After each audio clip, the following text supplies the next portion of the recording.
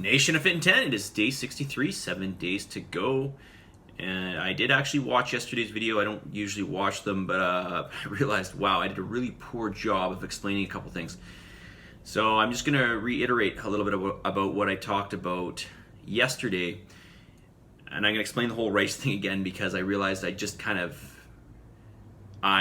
process everything in my mind and then I say about half of it.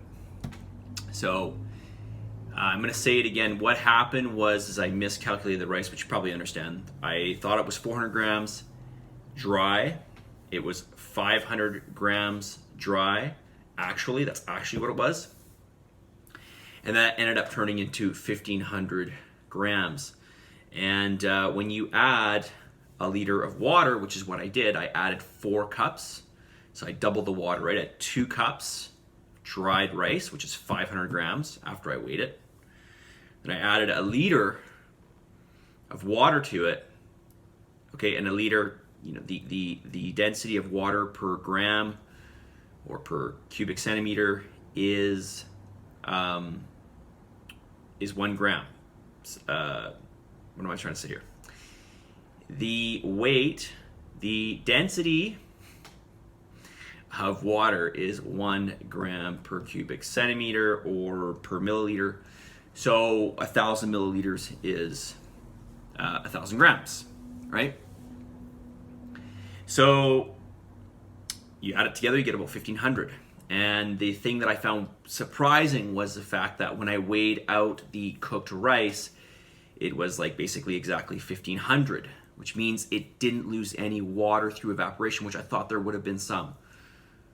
So, and for those of you who maybe didn't understand when I said, like, you know, when you look on the side of the package of dry rice and you see a 50-gram serving and you see 42 grams of carbohydrates, then you see 3 grams of protein and you see 0 grams of fat.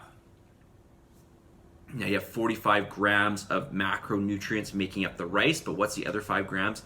There's some micronutrients there, and there would certainly be some water in that rice, even though it's super dry, right? That's where the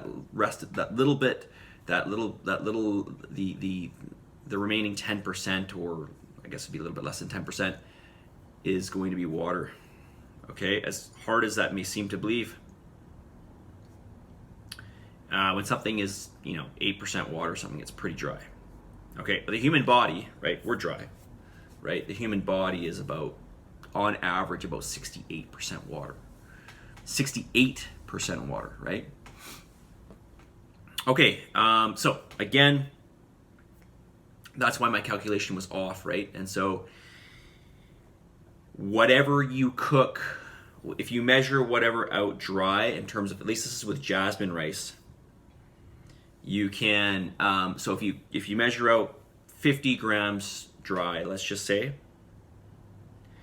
that's 42 grams of carbohydrates. And you're like, well, I don't know what that's going to be cooked. It's just over 3 times that amount. Just over 3 times that amount, okay? So like 155 grams or something, okay? It was 3.08. That was the ratio. So the rice went up in weight by 3.08 times, okay? Hopefully that makes sense to you. Hopefully I explained that better. Okay, what else did I want to explain? Oh yeah, the whole steak thing, right? The steak thing, the protein thing, the processing, right? So can the human body, I didn't even say what the myth was. The myth is this, and it wasn't even written in the question, but this is the typical myth that I would hear. I'm just gonna pull up the question right here. Okay, the question is there a limit to how much protein the body can process during a meal/day? Okay, well, the myth was the body can only absorb, I think is the word that was used, the body can only absorb 30 grams per day, okay? And so I kind of went through that yesterday. The question the question specifically here is there a limit to how much protein the body can process during a meal, right? Well, obviously the body processes all of it. The question is where does it go? If I overconsume protein, where does it go? And one thing I failed to mention too is I said it can go to fat storage, but it could also go to glucose production, right? Like protein can be converted to glucose. It's a very arduous process. It's a long process, but it can happen.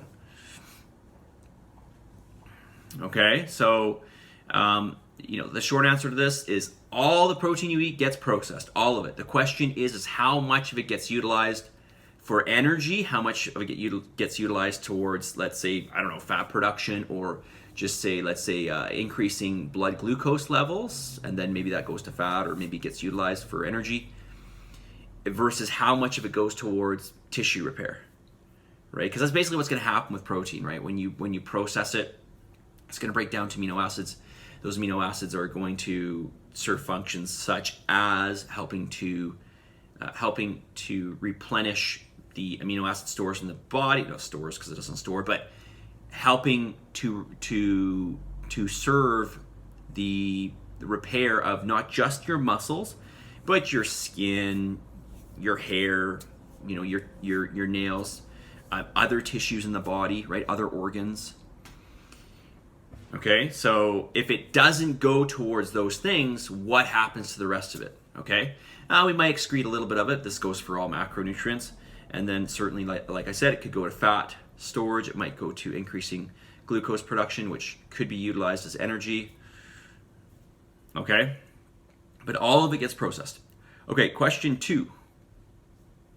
Are there areas of the body where fat occurs easier, faster, or conversely more difficult, slower? Yes, there are. And this is very genetically based. Typically speaking, not all males, typically speaking, males develop fat in their abdomen and lower back, typically. But I've seen males who have more fat stored just on their back.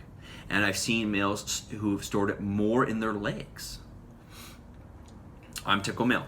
It goes like back, glutes, back, and belly, of course. Generally speaking with women, although not always the case, generally speaking with women, it goes to the thighs, more often than not, thighs and glutes, and a little bit to the stomach. I have seen some women where it goes a lot to the arms and to the stomach, and it doesn't really go to the legs. So it's kind of interesting. This appears to be, I can't really say anything more than it's just a genetic thing. And beyond that, I don't know. I don't know, okay? And some of the fat that's stored on women is obviously a reproductive type fat, like it's estrogen-based fat. And so this is just necessary for reproduction. And that can be a harder fat to lose. And this is why some women in the fitness industry will use estrogen, some sort of estrogen blocker or estrogen suppressor to get a more hardening look. So just coming back to that question here, are there areas of the body where fat loss occurs easier, faster, or conversely more difficult, slow? There will always be those last areas. For people always say, well, how do I lose in this last area? I have this last area. And just keep dieting. It will come off. But be prepared for other areas to get leaner too. But you cannot, okay, you could try. You can go do your research. You cannot spot reduce. You just can't. It's impossible. Now, like I said, if you work out an area, if you build more muscle in an area, so let's use the triceps, for example. If you have a certain amount of fat in your triceps, and you work your triceps more, so you develop the muscle in that area, you can make that area look leaner because the ratio of muscle to fat changes there. The ratio of muscle to fat changes. More muscle you have there, now on a percentage basis, there's less fat there, even though the fat amount is the same. Okay, that is not spot reduction. That is just an increase in lean mass in the area. Okay? You cannot, and listen, you can correct me if you want, but I've been around this long enough. But that's not to say that maybe we won't discover something. You cannot spot reduce, okay? Oh, 9.5 minutes. All right. These are great questions, though. I love these questions. All right, message of the day. Hey, what happened to my message of the day? I had it here. Okay, where did you go? Where did you go? Right here. Okay. It's never too late to become what you might have been. It's never too late to become what you might have been. It's never too late. Don't ever tell yourself it's too late. And likewise, don't ever tell yourself you can't. Okay? Especially things like you can't, like, listen, there's a difference between saying I'm never going to be able to run 100 meters under 10 seconds. Probably, I'm going to tell you with reasonable assurance that'll never happen. But to say something like, I don't know, I'm never going to be able to lose weight. This is just nonsense. This is absolute nonsense. It's like akin to saying I'll never be able to make any money. It's just impossible. I can't possibly earn any money. This is nonsense, right? Anybody can. So, this goes along the same lines. It's never too late. Don't ever say it's too late. Unless, of course, you're on your deathbed. God forbid. It's never too late to become what you might have been, okay? So, this kind of goes along with the same lines as never give up and never, never, ever, ever, ever, ever quit trying, okay? Because especially when it comes to changing your body, I can guarantee you, all of you, no matter what your age or your gender or your background or whatever beliefs you have about yourself, you can change yourself. You can change yourself. Physically, emotionally. It's like a fruit fly? That's weird. I guess it's warming up. Emotionally, physically, spiritually, you can always change yourself. You can change yourself. I'm not saying it's easy. I'm not saying it's easy, but you can do it, right? You can do it. All right, that's a good pep talk for myself. Hopefully it's a good pep talk for you. Positive energy, positive vibes, believe in yourself for the love of God. Give some gratitude. I'll see you guys tomorrow for day 64, 6 days in. We're going to less than a week. All right, wrapping this challenge up. But still 1/10 to go, so let's go. See you guys.